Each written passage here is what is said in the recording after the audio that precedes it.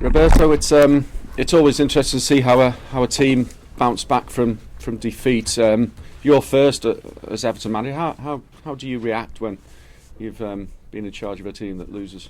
Well, I think it's very important that you always get better after a game. Never mind the result. I thought the game in the third round of the Capital One Cup, it was great in many ways for us internally to understand many things about our own self and the squad. So you can imagine we're desperate to get on the pitch on Monday, desperate to get back to that feeling that we experienced at Goodison against Chelsea, the night kickoffs, the football under the floodlight at Goodison is something else, and you're really looking forward to get the feeling of the crowd and create that special environment to play football. So we're desperate to get on the pitch and get rid of the feeling that we were left on Tuesday night. Is that the feeling that you've got from the players in their reaction in training as well? Well, you need to remember we've got incredible competition for places now.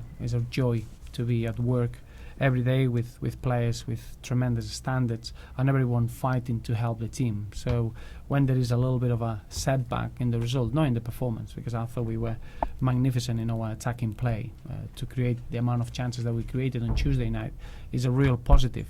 Now it's important that we carry on doing that while we're winning football games, and that's why you can understand the feeling in the squad. Does that give you a selection dilemma of the right kind, that you're getting players back to full fitness and a headache that a manager wants in that respect? Absolutely, yeah, and I wanted a bigger one. At the moment we still got 2-3 players that they recovering from injuries. I wanna be able to work with a full squad. I'm really excited with the players that we have available, but clearly you can only be as good as your competition for places. So those are the type of problems that you want as a manager. Those are the type of dilemmas that you want to have. But all of those are good for the team because that gives us we are stronger in different options and different ways of playing the game. So we become a stronger side for it.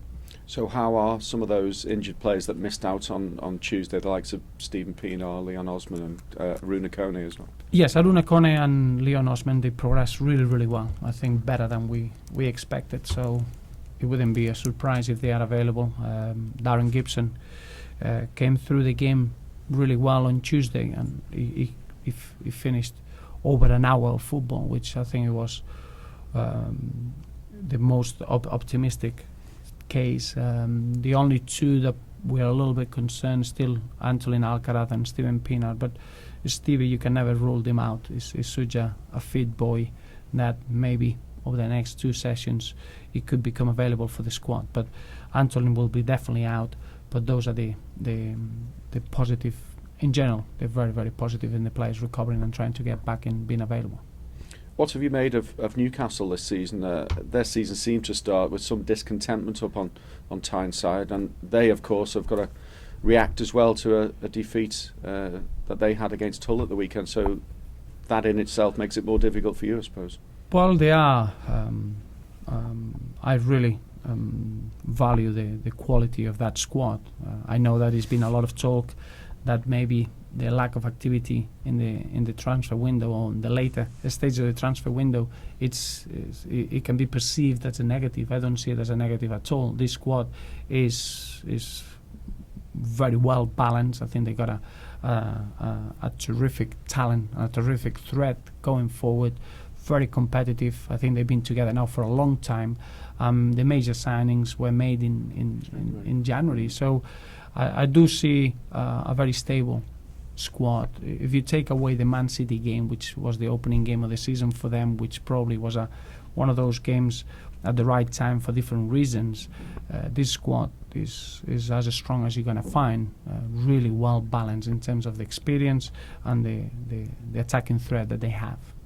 Having said that, they will fear coming to Goodison Park, as most clubs should, because I think it's just one home defeat in your last 24 Premier League games, which is quite something, and there's almost an expectancy now, isn't there, around Goodison? It is, and we enjoy that feeling. We rely on our fans, and that's why when you play at home, you look forward to see a full capacity Goodison, and as a player, you really enjoy playing with that support that we get as a home team.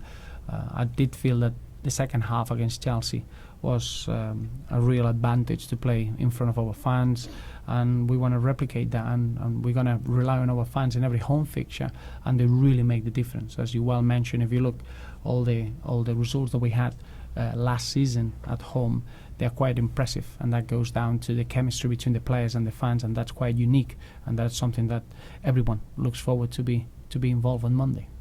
Finally, for me, you've mentioned it about night football at Goodison. I don't know whether we can class the Chelsea game as a night game with a 5:30 kick-off. I'm not sure, but you seem to be aware of how special those occasions are at Goodison under the floodlights. It does seem to be that little bit different, doesn't it? They are, and it is that probably it reverts back to a proper classic environment to enjoy your football. And I think the evening kick-off and just that special feel that the floodlights bring into Goodison is quite unique, and that's where all the players are really looking forward to play those sort of kick-offs, those sort of games. It's the first time that we're going to enjoy a Monday night game, and we're really looking forward to rely on our fans to perform at the highest level.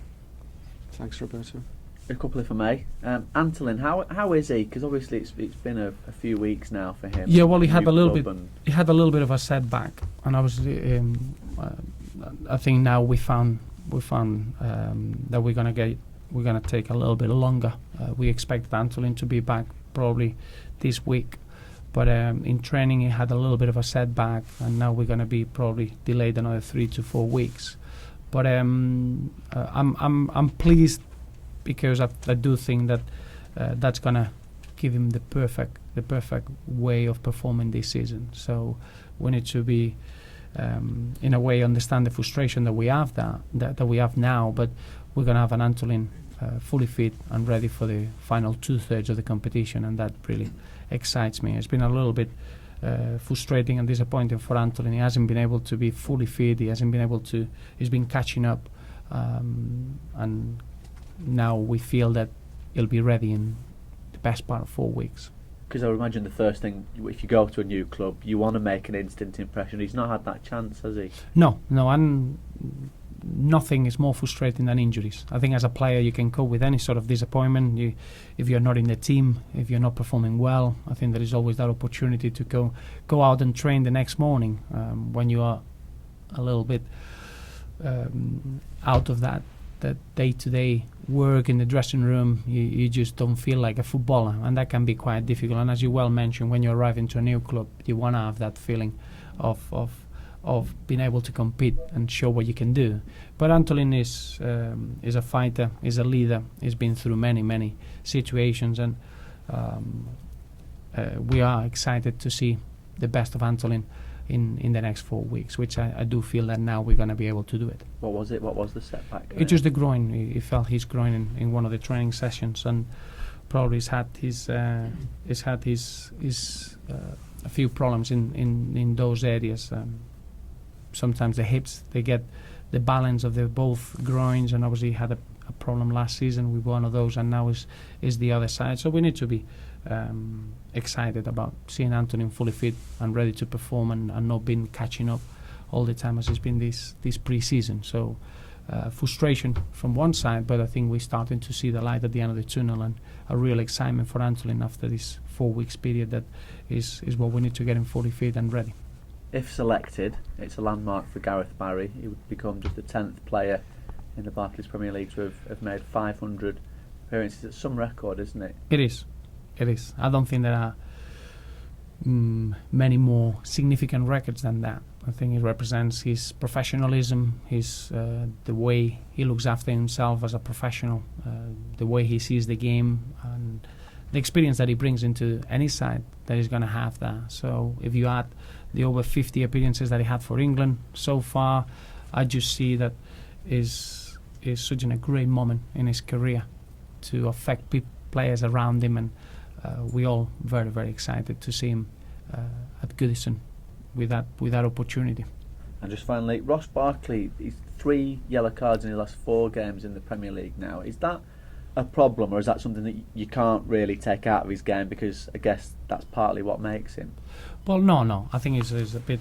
It's not, those 3 yellow cards is not down to his makeup. It's not. He's not that sort of player. I think it's more of adjustment of being an important player in any squad. As a young player, when you arrive in the starting 11, you want to make sure that you keep your place and you're eager to help the team. And sometimes you can overdo things. And obviously Ross is been sensational in that respect. He's given everything that he has, and sometimes that it's been unfortunate. I would say the yellow card that he was shown at Cardiff was very, very unfortunate. And I think it's just because he wants to help the team so much and make sure that he does everything that he can. So I think he'll level up over the next few weeks, and he'll be back to what his position and the type of player that he should have in terms of the yellow cards.